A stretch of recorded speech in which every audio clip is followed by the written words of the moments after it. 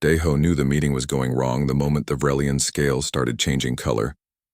He had seen it before during his years traveling through space. When a Vrelian's green scales turned dark red, it meant trouble was coming fast. The trading station's conference room felt smaller now. What had been a simple business negotiation 5 minutes ago now felt like standing in a cage with an angry predator. Daeho kept his hands visible on the table and his voice calm. "I'm telling you, there's been a mistake," he said slowly. "I never touched your clan's shipment. Check the records again." The Vrelian warrior stood up. She was tall, nearly 7 feet, with muscular arms and a tail that swished behind her like a whip. Her name was Hana, and she wore the silver armor of a decorated soldier. 3 scars ran down the left side of her face, marks of battles she had survived. "I have checked the records." Hana's voice came out like gravel scraping metal. "Your company received our payment.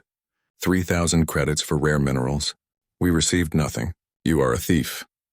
Around them, other traders and merchants started backing away from their own tables. The station's cantina area had dozens of different species, and they all knew what was about to happen. Some pulled out their communicators to record. Others simply moved to get a better view. Daeho's business partner, Tae-sung, stood up beside him. "Now wait just a minute. We can sort this out. Let's just look at the shipping manifest together and—" "Silence, human." Hana's hand slammed down on the table, cracking the surface. "Your partner's a criminal. You defend him, you share his guilt." Tae-sung's face went pale, but he didn't back down. He had been Daeho's friend for 8 years, ever since they started their small trading company together. They had survived pirates, corrupt officials, and market crashes. But this was different. Daeho put a hand on Tae-sung's shoulder. "It's okay. Let me handle this." He stood up and faced Hana directly. Even though she was much taller, Daeho didn't look away from her eyes. They were yellow with black slits like a snake's eyes, and they burned with anger. "I respect your clan and your honor," Daeho said carefully, "but I did not steal from you. Someone else did this and made it look like it was me. Give me 3 days to investigate and I'll prove it." Hana's tail stopped moving. For a moment, Daeho thought she might actually agree. Then she threw back her head and laughed. It was not a pleasant sound. 3 days? So you can run away like the coward you are?" She reached down and pulled something from her belt. It was a small metal disc with strange symbols carved into it. She threw it onto the table between them. The room went completely silent. Even the music from the bar stopped playing. Daeho stared at the disc. He knew what it meant. Everyone in the room knew what it meant. It was a challenge token. In Vrelian culture, it was a formal declaration of combat. Honor duel. Winner takes everything. Loser gets nothing, not even their life if the winner decided to take it. "I, Hana of the Crimson Scale clan, challenge you to single combat," she announced loudly so everyone could hear. "Tomorrow in the station's arena. You will fight me, or you will be declared a coward and a criminal across all registered space. Every port will deny you. Every trader will refuse you. You will have nothing." Daeho felt his stomach drop. This was bad. This was very, very bad. "I don't want to fight you," he said quietly. "Then you admit your guilt?" "No, I just—" Daeho ran a hand through his black hair. "Look, I haven't fought in years. I'm just a merchant now. There has to be another way." Hana leaned forward, her face close to his. "There is no other way. You will fight me tomorrow at noon in the arena, or you will lose everything. Choose." She turned and walked away, her heavy boots making the floor shake with each step. The crowd parted for her like water. Nobody wanted to be near an angry Vrelian warrior. As soon as she left, the room exploded with noise. Everyone started talking at once. Daeho heard betting odds being shouted across the cantina. Most people were betting on Hana. The odds were 10 to 1 against him. Tae-sung grabbed his arm. "We need to leave now. We can take the ship and be 3 systems away before she even realizes."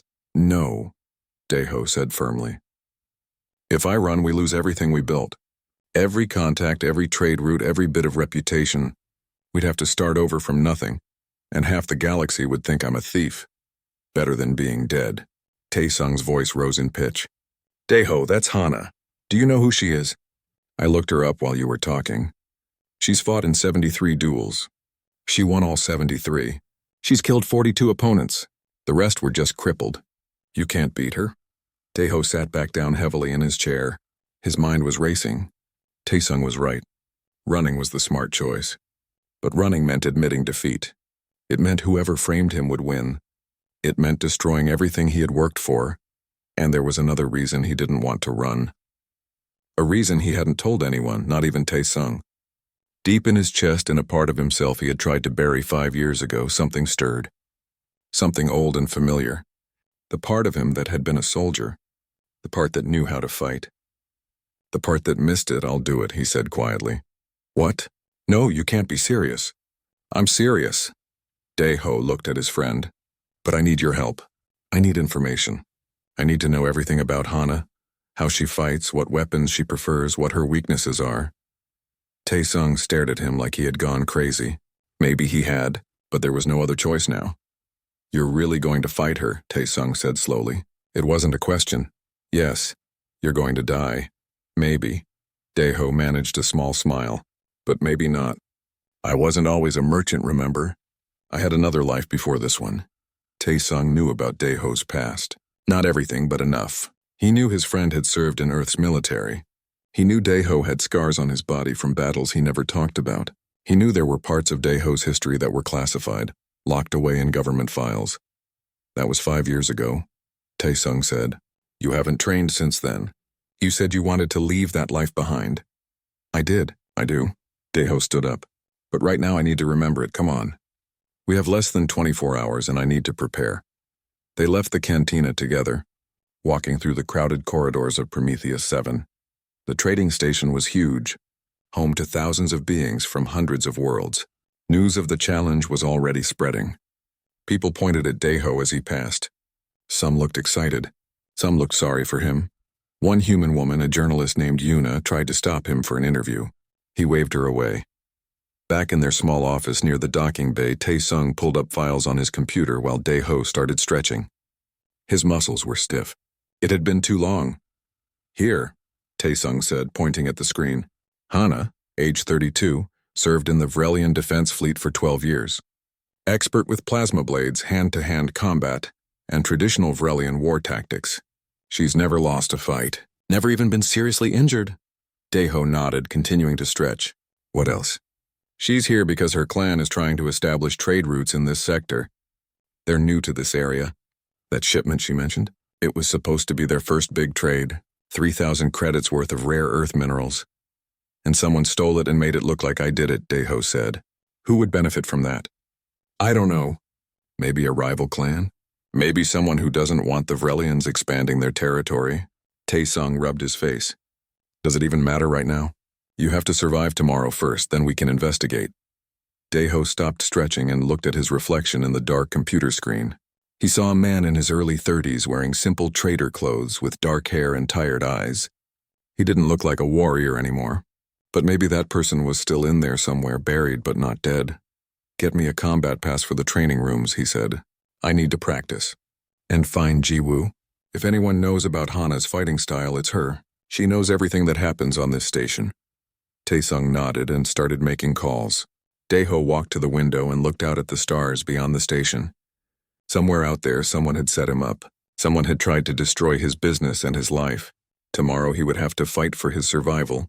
And if he survived that, he would find whoever did this and make them pay. He touched his chest, feeling the tattoo beneath his shirt. The mark he had gotten 5 years ago when he left the military. His reminder of who he used to be. Tomorrow everyone might see it. The thought made him uncomfortable, but it couldn't be helped. In a real fight, he would need freedom of movement. Tomorrow would change everything. He could feel it. The training room was empty at 3 in the morning. Dae-ho preferred it that way. He stood in the center of the padded floor, breathing hard, sweat dripping down his face. His body remembered the movements even though his mind had tried to forget them. Punch, kick, block, roll, strike. The combat dummy sparked where he hit it. The sensors inside measured force and accuracy. Dae-ho's numbers were good, but not good enough. Not for someone like Hana. "You're dropping your right shoulder," a voice said from the doorway. Dae-ho spun around. A woman stood there, leaning against the frame with her arms crossed.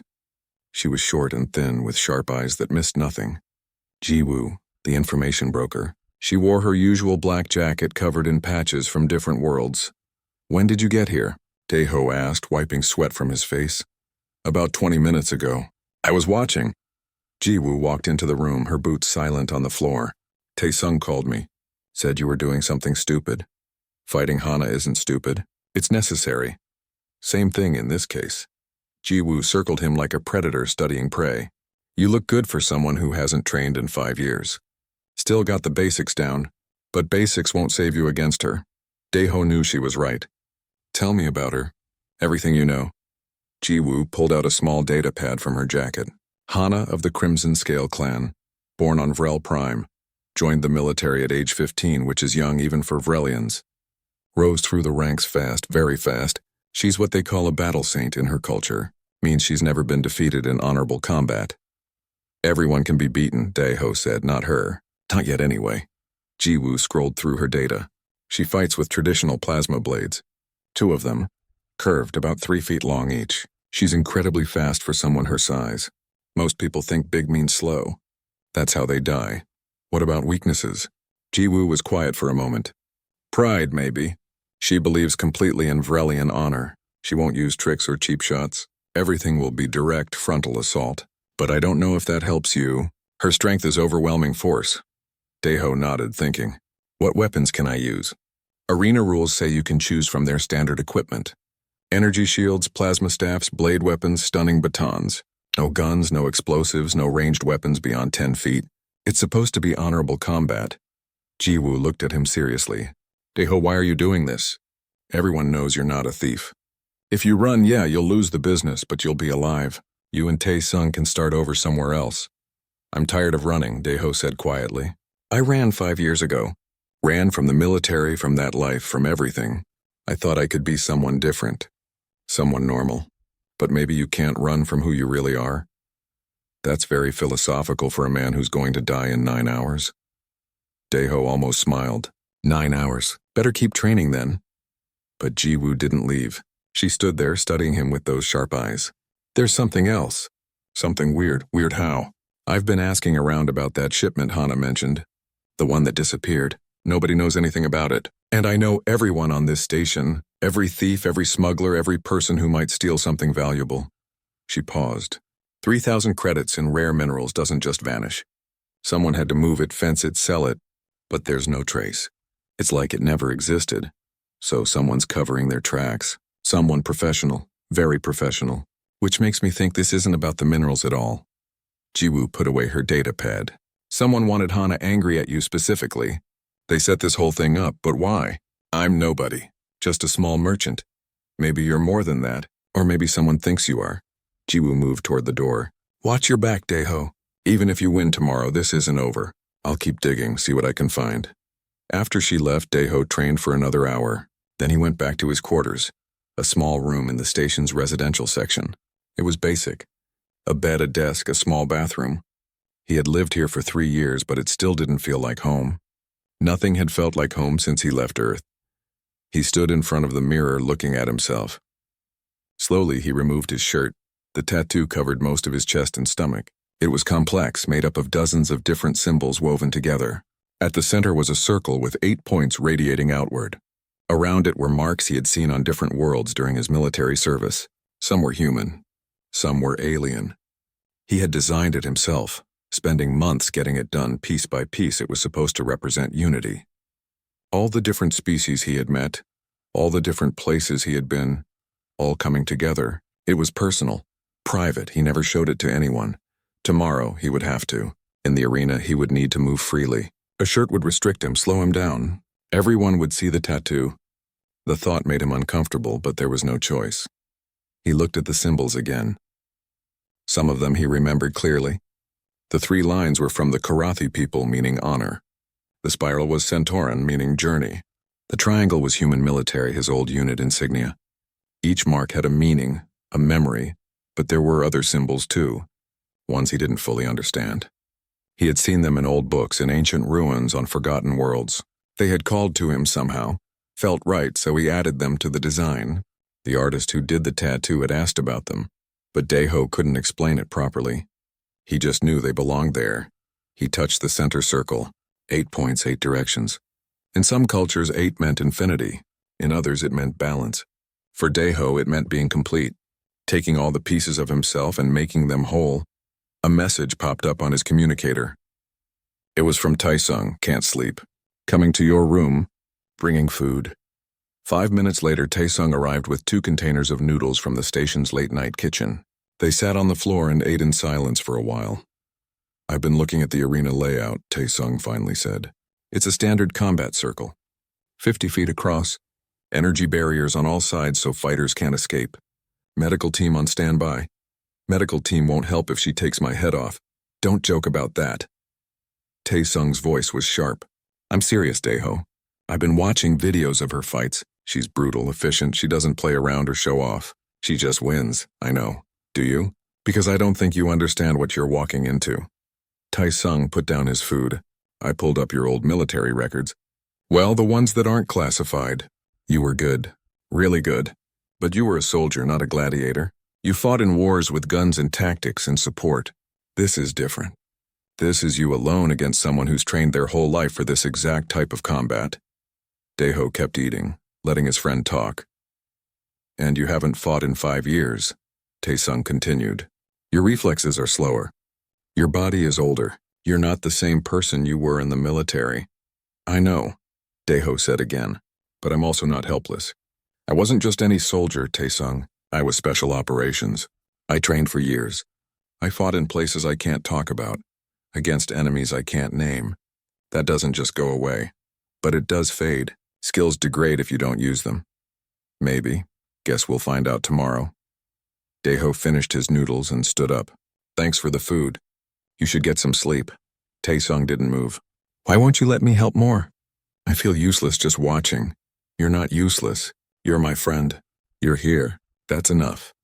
Daeho put a hand on Taesung's shoulder. If something happens to me tomorrow, nothing's going to happen. But if it does, the business is yours. All of it, the ship, the contacts, everything. Papers are already filed with the station authority. They'll transfer to you automatically. Taesung's eyes went wide. When did you do that? This afternoon. Just in case. Daeho smiled slightly. Don't waste it. Build something good. Maybe find out who set me up and make them pay. You're talking like you're already dead. I'm talking like someone who prepares for all possibilities. Daeho walked to the door and opened it. Now go, I need to rest.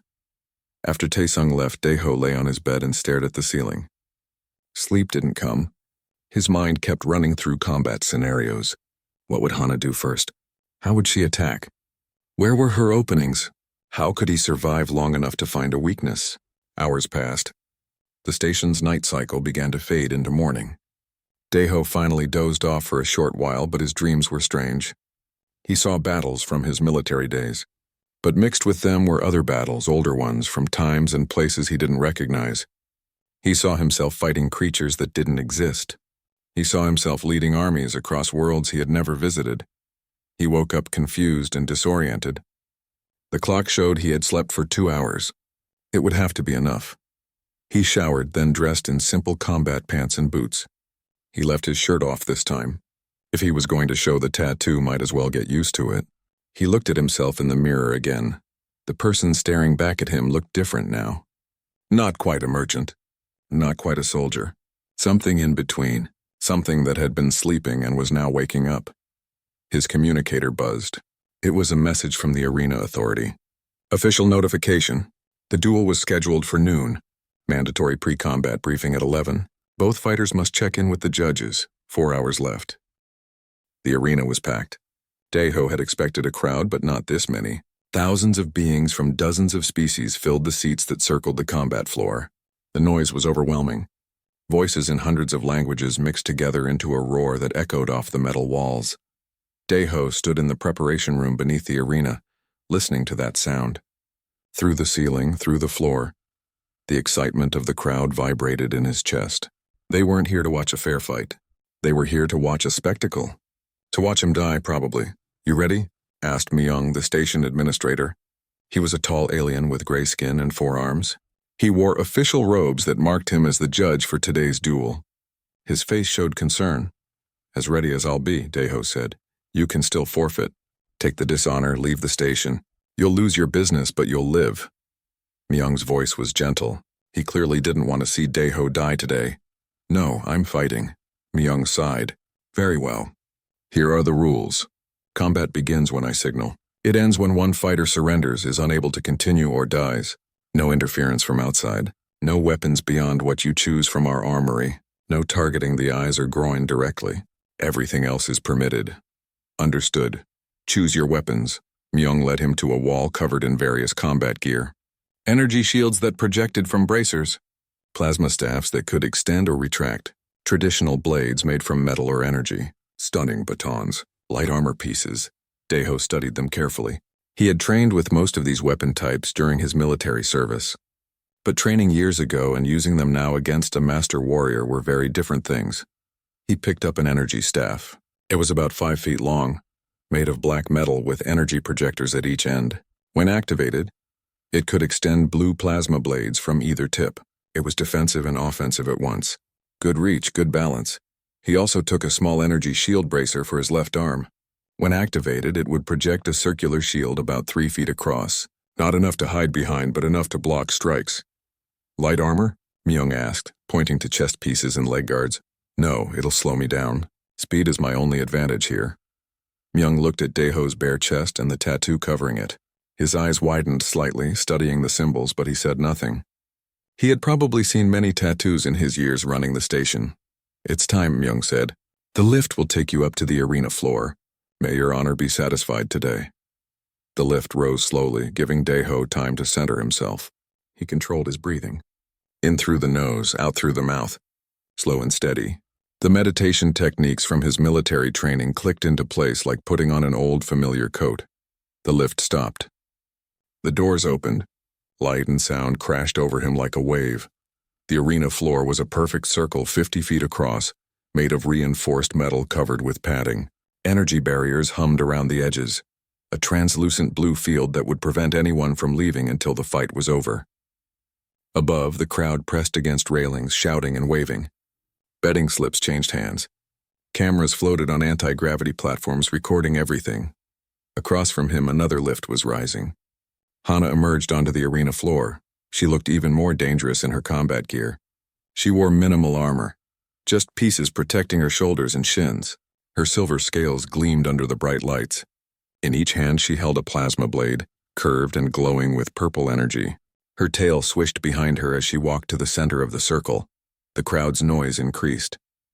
Most of them were cheering for Hana. Some shouted insults at Daeho. A few humans in the crowd tried to cheer for him, but their voices were drowned out. Daeho walked to meet her in the center. They stood 10 feet apart. Myung floated down on an anti-gravity platform to position himself above and between them. Fighters, Myung's voice boomed through speakers. This is a formal honor duel between Hana of the Crimson Scale clan and Daeho of Earth. The challenge was issued and accepted according to Vrelian tradition. Do both fighters understand the rules? I understand, Hana said, her voice strong and clear. I understand, Daeho replied.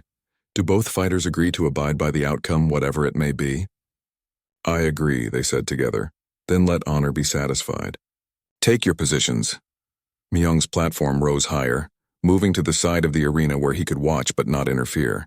Daeho and Hana backed away from each other, moving to opposite sides of the circle. Daeho activated his weapons. The staff hummed to life, blue energy extending from both ends.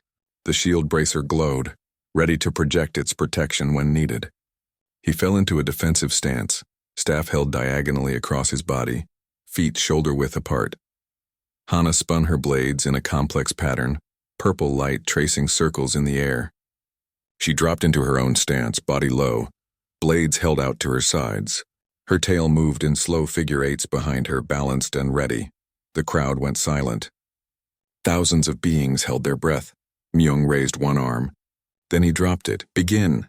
Hana moved first, closing the distance between them in 3 long strides. She was fast, just like Jiwoo had warned. Her right blade came up in a slashing arc aimed at Daeho's chest. Daeho brought his staff up to block. The weapons met with a crack of energy. Sparks flew. The force of the impact sent vibrations up his arms. Before he could recover, Hana's left blade came at him from the other side. He activated his shield, and the curved blade bounced off the energy field. But the impact pushed him backward, his feet sliding on the padded floor. The crowd roared approval. Hana pressed forward, not giving him time to think. Her blades moved in a beautiful, deadly dance. High-low thrust/spin. Each movement flowed into the next like water. Daeho defended desperately. Staff blocking, shield deflecting, feet moving backward. He was already breathing hard. She wasn't even sweating. A blade got past his defense and cut across his shoulder. Pain flared, bright and sharp. Blood ran down his arm. The crowd cheered louder. Daeho rolled to the side, creating distance. He couldn't keep defending. She was too fast, too skilled. He needed to attack, to throw her off balance.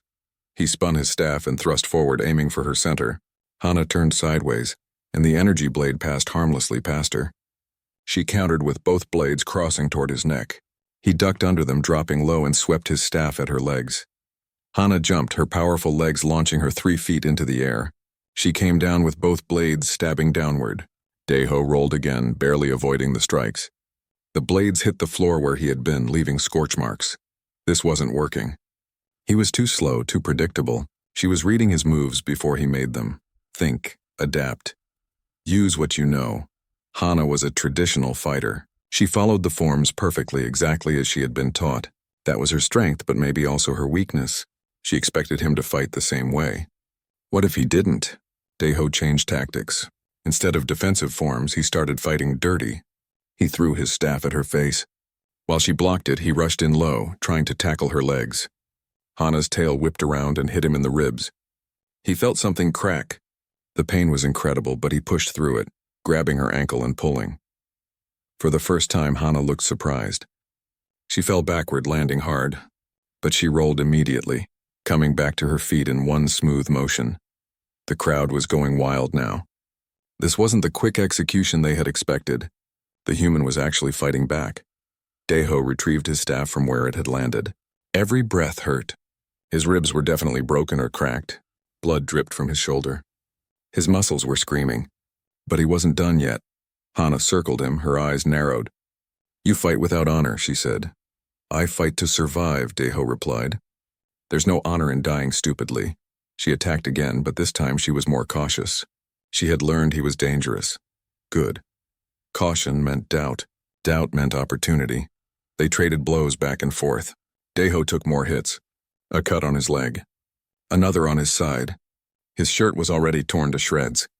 He knew he should remove it completely, but he kept fighting in the tattered remains, trying to maintain some modesty.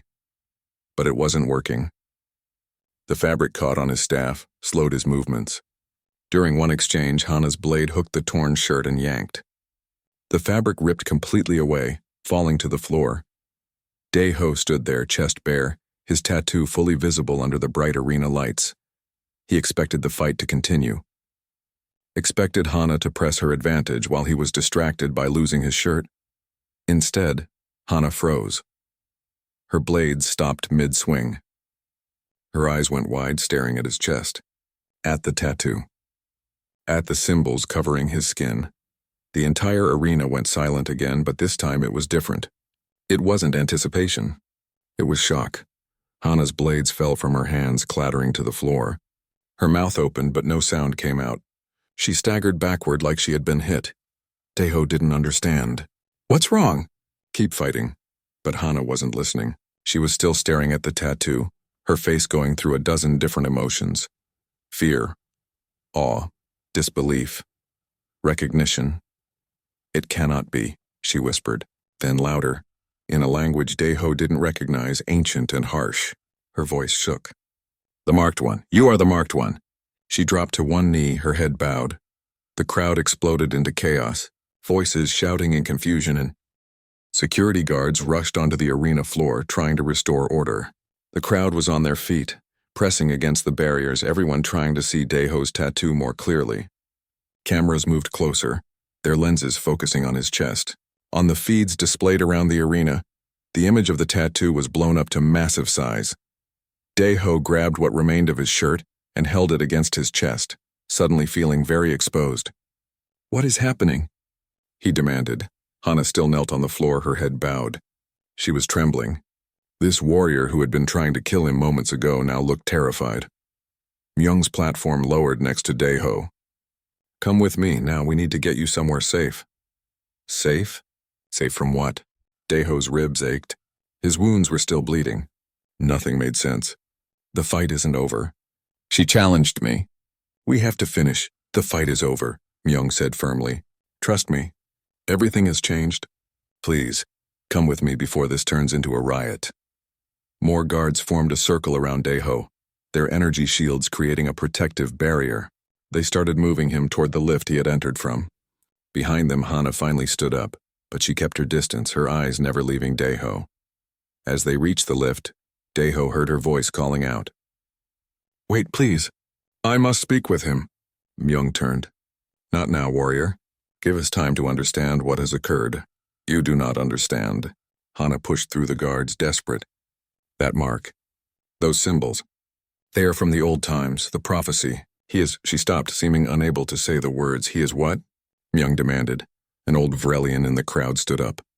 He wore robes marked with religious symbols. His scales were faded with age, but his voice carried through the arena.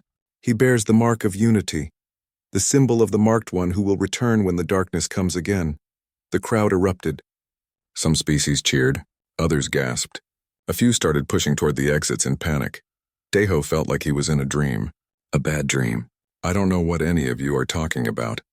It's just a tattoo. I designed it myself 5 years ago. It's personal. It doesn't mean anything. The old Vrelian laughed, but it wasn't a happy sound. Designed it yourself? Young human, you have drawn the exact pattern that has been recorded in our oldest text for 10,000 years. The same pattern found in ruins on 17 different worlds. The pattern that appeared in the sky when the marked one first came to save our ancestors. That's impossible. I made it up. I took symbols from different places I visited and put them together. Daeho's voice was rising. It's just ink. But even as he said it, he felt the warmth in his chest. The tattoo was definitely warmer than normal. And now that he looked at it in the bright lights, the symbols seemed to shimmer slightly, like they were glowing from within. No, that was just the lights, just his imagination. Just stress and blood loss making him see things. Please, Myung said quietly. Let's discuss this privately. The arena is not the place. They got Daeho into the lift. As the doors closed, he saw Hana still standing in the arena, watching him with an expression of absolute awe. The old Vrelian was beside her now, both of them staring as the lift descended.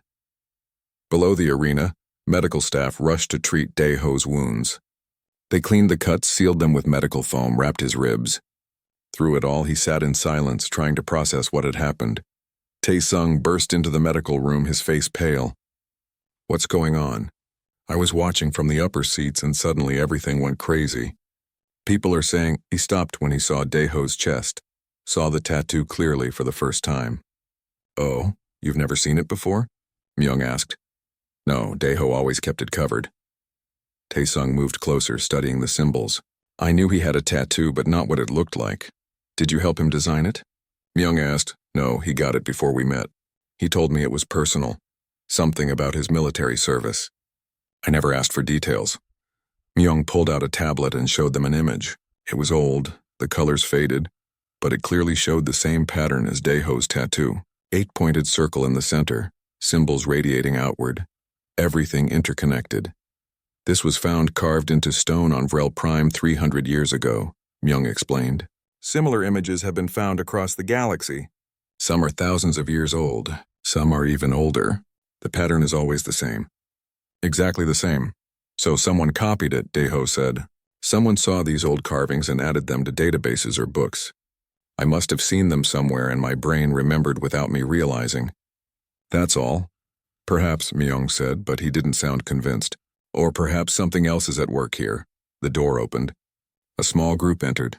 The old Vrelian from the arena, still in his religious robes, a tall alien with blue skin and too many eyes. A human woman Daeho recognized as Professor Yuna, a journalist who also studied ancient history.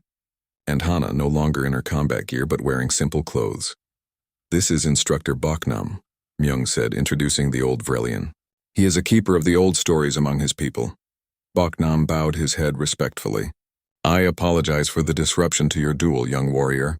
But what I saw in your body changes everything. It's just a tattoo, Daeho said again, but his voice was weaker now. May I examine it? Boknam asked. I promise to only look. I will not touch without permission. Daeho sighed and nodded. What else could he do? Boknam approached slowly. his old eyes sharp as they studied each symbol. He pulled out a small device and scanned the tattoo. The device beeped and displayed information on its screen. Boknam's face went pale. "What?" Deho asked. "What does it say?" "The ink contains trace elements not found in standard tattoo materials. Elements that should not exist naturally. And the pattern?" Boknam touched his device, bringing up comparative images. "It matches the ancient marks perfectly. Not approximately. Not close, exactly. Down to the microscopic level." "How is that possible?" Taesung asked. "Deho, where did you get this done?" Deho thought back. "Different places. I started it on Earth, then added pieces at various stations and planets over the years. I'd see a symbol I liked, something that felt right, and I'd add it to the design. The last piece was done here on Prometheus 7, actually. About 4 years ago." "Who was the artist?" Yuna asked, pulling out her own recording device. "I don't remember his name. Some guy in the lower levels. He did good work. Didn't ask many questions." Deho paused. "But he did say something weird. He said the symbols seemed to guide his hand. I thought he was just being artistic." Everyone in the room exchanged glances. "What?" Deho demanded. "What does all this mean?" Boknam sat down heavily in a chair. 10,000 years ago, our galaxy faced a threat from beyond. Creatures from another dimension broke through into our reality. They destroyed worlds, consumed civilizations. Nothing could stop them. "I've heard stories about the old war," Deho said. "Every species has legends about it. They are not legends. They are history," Boknam continued. "When all seemed lost, a being appeared. The Marked One. Wearing the symbol of unity, they rallied the surviving species. They taught us how to fight the creatures, how to seal the dimensional breaches. They led us to victory. And then they disappeared," the blue-skinned alien added. His voice sounded like music. "But before they left, the Marked One made a promise. When the darkness returns, so will they, wearing the same mark, fighting the same battle." "That's a nice story," Deho said. "But I'm not some prophesied savior. I'm just a guy who likes tattoos." Hana finally spoke. "I was raised on these stories. Every Vrelian child learns about the Marked One. We are taught to watch for the signs of their return. When I saw your mark..." She paused, emotion thick in her voice. "My entire life I have trained to be worthy, to serve when the time came. And now here you are. I'm not your Marked One." Deho stood up, anger replacing confusion. "I don't care what some old prophecy says. I don't care if my tattoo matches some ancient pattern. I'm nobody special. I'm certainly not here to save the galaxy." "Then how do you explain this?" Yuna held up her tablet. She had been running searches while the others talked. "I just accessed 17 different databases from different species. All of them have records of the Mark of Unity, and all of them match your tattoo exactly. The probability of you accidentally recreating this pattern is..." She did quick calculations. "Approximately 1 in several trillion. So I'm very unlucky," Deho said. "Or very chosen," Boknam replied softly. Myung cleared his throat. "Whether this is prophecy or coincidence, we have a problem. Word is spreading through the station. Within hours, it will spread through the sector. Within days, across the galaxy. People will react. Some will worship you. Some will fear you. Some will try to use you. Your life as a simple merchant is over." Deho felt the walls closing in. He had left the military to get away from conflict and attention. He had built a quiet life, a normal life. And now, because of a tattoo he thought was personal and private, everything was falling apart. "What should I do?" he asked quietly. "That depends," Boknam said. "Do you believe in fate?" "No." "Then perhaps fate believes in you." The old Vrelian stood. "I must contact my people. They will want to send representatives. Others will come too. Many others, immediately. If you are truly the Marked One, you will need protection." The conference room beneath Prometheus 7's administrative center was filled with beings Deho had never seen before. They had arrived within 12 hours of the incident in the arena, traveling through space at incredible speeds to be here. Some had come from nearby systems. Others had crossed half the galaxy. Deho sat at the head of a long table, feeling completely out of place. Taesung stood behind him, loyal as always. Hana stood on his other side, having refused to leave his presence since the duel. She had appointed herself his guardian, and nothing would change her mind. Myung called the meeting to order. "Thank you all for coming on such short notice. I know many of you have traveled far. We are here to discuss the matter of the human Deho and the mark he bears. Around the table sat representatives from a dozen different species. Some Deho recognized, others were completely alien to him. But they all had one thing in common. They all looked at him with a mixture of hope, fear, and awe. Instructor Baknam stood and activated a holographic display. Images filled the air above the table. Ancient carvings, faded paintings, corroded metal tablets, all showing the same symbol, the mark of unity. The prophecy of the Marked One exists across our galaxy, Baknam began. Different species have different versions, but the core story remains the same. 10,000 years ago, during what we call the Old War, beings from another dimension invaded our reality. The hologram showed artistic interpretations of the war. Creatures that hurt to look at, shapes that didn't make sense, things that shouldn't exist. They fought against armies from various species, leaving only destruction behind. These dimensional entities could not be killed by conventional means, Baknam continued. They fed on energy, on matter, on the very fabric of space itself. Entire star systems were consumed. Billions died. A human scholar named Kyung-soo spoke up. He was from Earth's Historical Council, having arrived just an hour ago. Our records from that time are fragmentary at best. Humanity was primitive then, barely beginning to understand our own planet. But even we have stories. Legends of the sky tearing open and darkness pouring through. All seemed lost, Baknam said. And then the Marked One appeared. We do not know where they came from.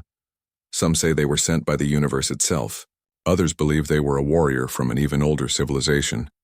Still others think they were simply in the right place at the right time, chosen by circumstance rather than design. The hologram changed, showing a figure standing before armies. The figure glowed with light, and on their chest was the mark of unity. The Marked One taught us how to fight. They showed us that the dimensional creatures were vulnerable at the breach points where they entered our reality. They led combined forces from 17 different species in a final battle that lasted 3 years, and in the end they sealed the breaches, pushing the entities back into their own dimension. And then they vanished, added the blue-skinned alien from before. His name was Wei, and he was a spiritual leader among his people. No one knows what happened to the Marked One. Some say they died closing the final breach. Others believe they returned to wherever they came from. But before they left, they made a promise. The hologram showed text in multiple languages, all saying essentially the same thing.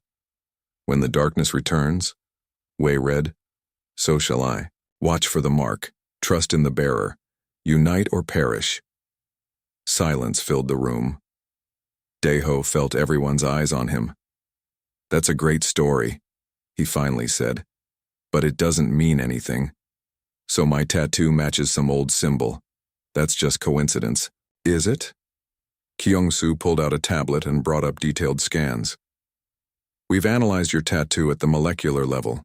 The ink contains elements that don't exist in nature, elements that our scientists can't even properly identify. The pattern isn't just on your skin. It penetrates deeper into your very cells as if it's part of your DNA." Deho's hand went unconsciously to his chest. "That's impossible, it's just a tattoo. I got it done at normal shops by normal artists." "We've been investigating that," Myung said. "The last artist who worked on your tattoo, here on this station. We found him. Or rather, we found where his shop used to be.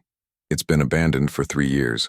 According to records, no one by the name you gave ever had a license to operate a tattoo parlor on Prometheus 7. "What? But I remember going there. I remember him working on me."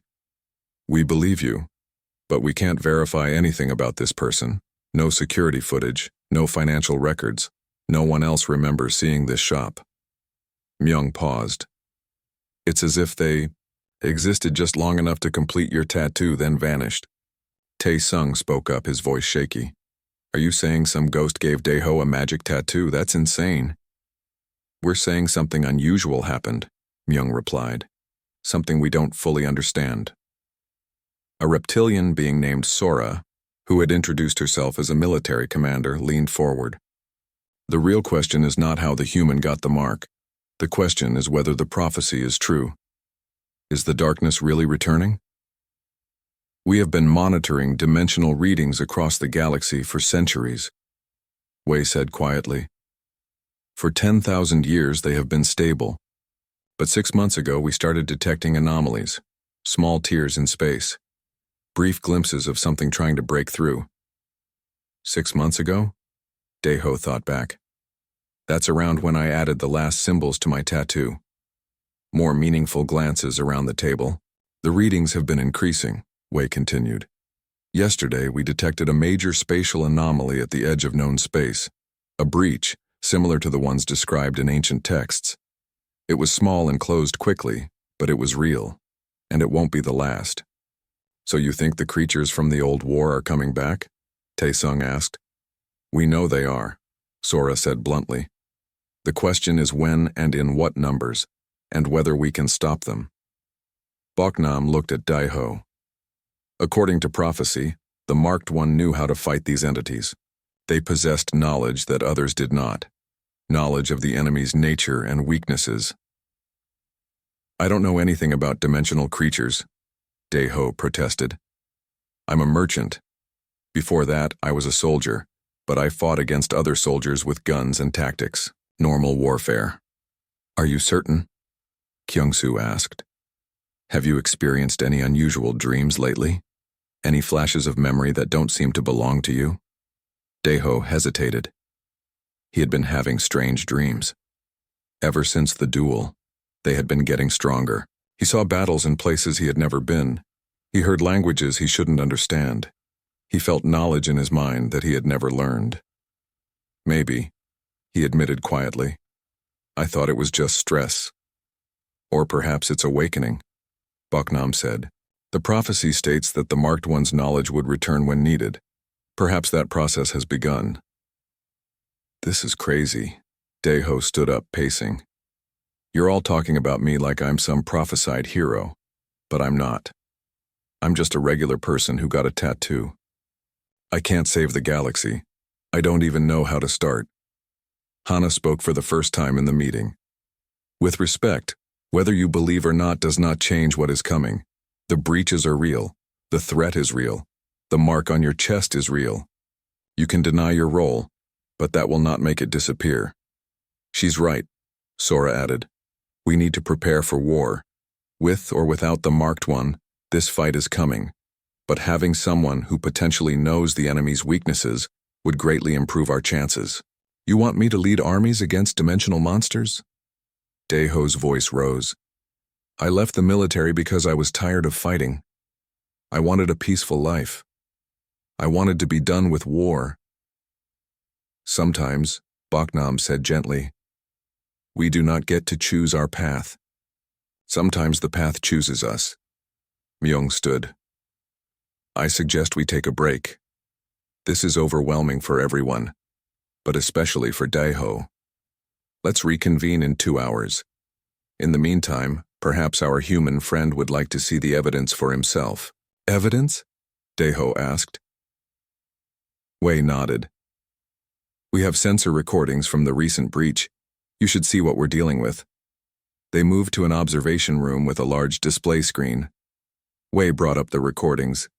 They showed normal space, stars twinkling against the black. Then reality seemed to crack. A line appeared in space itself, glowing with sick purple light. The line widened into a tear, and through it, something pushed. The creature that emerged hurt to look at. It had too many angles, too many dimensions. Parts of it existed in normal space, but parts seemed to phase in and out of reality. It was huge, easily the size of a small moon. The recording showed ships firing on it. Weapons that should have destroyed it passed through harmlessly. Missiles exploded against its surface but caused no damage. The creature reached out with appendages that shouldn't exist and touched one of the ships. The ship simply stopped existing, vanishing from reality as if it had never been there. Then the breach closed, and the creature was cut in half. The part, left in normal space, writhed for a moment before dissolving into nothing. The recording ended. Daiho felt sick. He had fought in wars, seen terrible things, but this was different. This was something that shouldn't be possible. something that broke the rules of reality itself. That was a small one, Sora said quietly. According to the old texts, during the height of the old war, breaches would open large enough to let through dozens of these creatures at once. Larger ones, more aggressive ones. How do you fig?